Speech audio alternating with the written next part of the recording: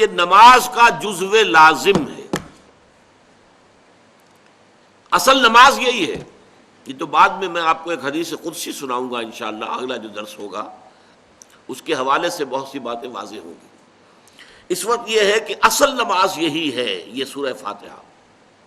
چنانچہ میں آپ کو حدیث سنا رہا ہوں جو صحیح بخاری میں بھی ہے، صحیح مسلم میں بھی ہے، جامع ترمذی میں بھی ہے، سنن ابی داود میں بھی ہے، سنن نسائی میں بھی ہے، اور بہت سی کتابوں موجود ہے.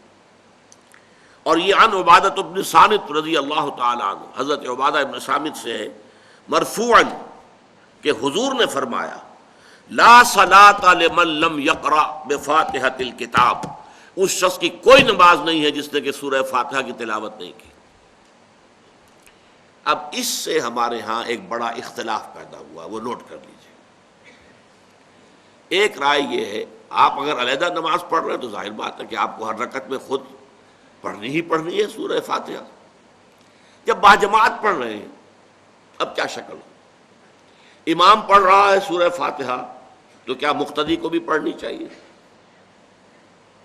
اس حدیث میں جو الفاظ کی شدت ہے اس کی بنا پر رجحان یہ ہوتا ہے کہ یقیناً اس صورت میں ہر شخص کو لا صلاۃ لمن لم یقرأ بفاتحۃ الکتاب، جس نے کہ فاتحہ کی تلاوت نہیں کی، قرأت نہیں کی، اس کی کوئی نماز ہی نہیں.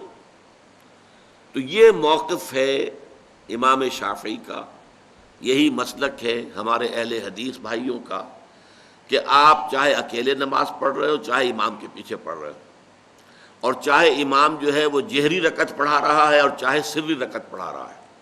خاموشی والی رکعت سورہ آپ کو معلوم ہے کہ نماز جو ظہر اور عصر کی ہے تو چاروں رکعتیں جو ہے وہ سری ہیں.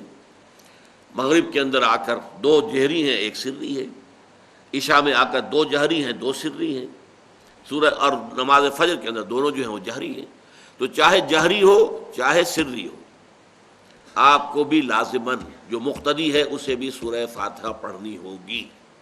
اب اس کے لیے انہوں نے یہ طریقہ جو ہے تلقین کیا ہے کہ امام تیزی سے نہ پڑھے، رک رک کر پڑھے الحمدللہ رب العالمین. اس کے بعد اتنا وقفہ دے دے کہ جو مقتدی ہے وہ بھی کہہ لیں اپنے دل میں یا پڑھ لیں الحمدللہ رب العالمین الرحمن الرحیم. تو یہ رک رک کر پڑھنا، خاص طور پر اگر آپ کو موقع ہوا ہو کسی اہل حدیث امام کی امامت میں نماز ادا کرنے کا، تو آپ دیکھیں گے کہ بڑا فرق ہے. ہمارے جو حنفی امام الحمدللہ رب العالمین الرحمن الرحیم مالک یوم الدین ایاک نعبد و ایاک نستعین، چار آیتیں جو ہیں وہ بھی ایک سانس میں پڑھ جائیں گے. لیکن یہ کہ عام طور پر جو اہل حدیث حضرات ہیں وہ رک رک کر ٹھہر ٹھہر کر پڑھتے ہیں، ترتیل کے انداز میں پڑھتے ہیں. یا پھر دوسری شکل انہوں نے ایک اور کی ہے، یہ آپ سعودی عرب میں جب کبھی نماز پڑھیں گے اور آپ پڑھی ہو آپ نے تو وہاں آپ دیکھیں گے کہ امام جو ہے وہ سورہ فاتحہ پڑھنے کے بعد کوئی 1 منٹ جو ہے خاموش رہتا ہے تاکہ آپ اب جو مقتدی ہیں وہ اس وقفے میں وہ اب سورہ فاتحہ پڑھ لیں. پھر وہ قرات کرے گا، کوئی اور آیات اس نے شامل کرنی ہے تو بعد میں شروع کرے گا، درمیان میں وقفہ ہوگا. لیکن ایک مسلک یہ ہے، اور یہ مسلک جو ہے یہ در حقیقت قرآن مجید کی ایک آیت کے اوپر مبنی ہے. سورہ اعراف کے آخر میں فرمایا گیا وَإِذَا قُرِئَ الْقُرْآنُ فَاسْتَمِعُوا لَهُ وَأَنصِتُوا، جب قرآن پڑھا جا رہا ہو تو توجہ سے اسے سنو، خود خاموش رہو.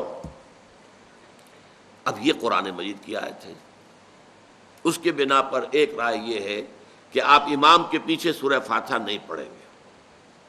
پڑھا جا رہا ہے سنو اس کو، خود خاموش رہو. اور اس کے لیے وہ دلیل دیتے ہیں کہ یہ شکل ایک وفد کی سی ہے. جیسے کسی بڑی شخصیت کے پاس اگر آپ کا کوئی وفد جاتا ہے، 8-10 افراد ہیں، ان میں اسپوکس مین ایک ہوتا ہے، وہ بات کرتا ہے، باقی سب لوگ موجود رہتے ہیں، سنتے ہیں.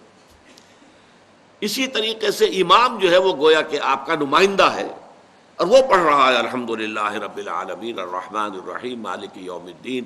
تو امام کی قرأت ہی آپ کی بھی قرأت ہو گئی. گویا کہ اس آیت سے، اس حدیث سے اختلاف نہیں ہے، اس کی تعبیر سے اختلاف ہے کہ امام کا قرأت کر لینا در حقیقت مقتدیوں کی طرف سے بھی قرأت ہے. اس میں جو حنفی مسلک ہے وہ بہت سخت ہے، اور وہ یہ ہے کہ چاہے سری نماز ہو اور چاہے جہری ہو، ہر کسی بھی حالت میں مقتدی جو ہے وہ سورہ فاتحہ نہیں پڑھے گا. اب اس میں ذرا سا سوال پیدا ہوتا ہے کہ جہری رکعت میں تو اس آیت کا اطلاق ہو جائے گا، کہ وَإِذَا قُرِئَ الْقُرْآنُ فَاسْتَمِعُوا لَهُ وَأَنصِتُوا، سری میں تو اس آیت کا اطلاق نہیں ہوتا۔ بہرحال یہ مسلک ہے امام شافعی کا، ایک انتہا پر ہے، ہر صورت میں سری ہو یا جہری ہو آپ کو پڑھنی ہی پڑھنی ہے، اور امام ابو حنیفہ دوسری انتہا پر ہے کہ چاہے سری ہو چاہے جہری ہو کسی شکل میں نہیں پڑھنا۔ امام مالک کا مسلک ہے درمیان میں، اور میں اس میں کوئی جھجک محسوس نہیں کرتا کہ میں آپ کے سامنے عرض کر دوں کہ میں اس پر عمل پیرا ہوں۔ وہ کیا ہے؟ جہری نماز میں خاموش رہو اور سنو، اس آیت کا اطلاق ہو جائے گا جب بلند آواز سے پڑھ رہا ہے امام تو پوری توجہ، فاستمعوا لہ، اپنی پوری توجہ کو اس کے سننے کے اوپر مرکوز کر دو اور خود خاموش رہو۔ سری رکعت میں البتہ جبکہ وہ بھی خاموشی سے پڑھ رہا ہے آپ بھی خاموشی سے پڑھ رہے ہیں۔